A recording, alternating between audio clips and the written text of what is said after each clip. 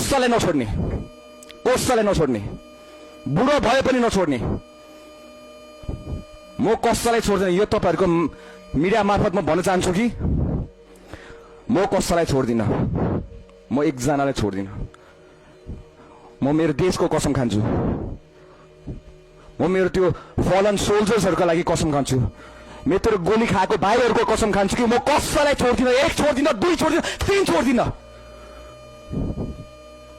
मेरो देशलाई लुट्ने नेताहरू जसरी तिमीले हरेक आमालाई दुःख दिएछौ, हरेक जनतालाई दुःख दिएछौ, कसैलाई छोड्दिनँ।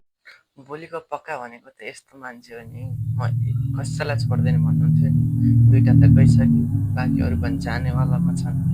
साथीहरू उहाँको काम कस्तो लाग्यो हजुरहरूलाई कमेन्टमा भन्नु ल। मलाई चाहिँ एकदमै राम्रो लाग्यो।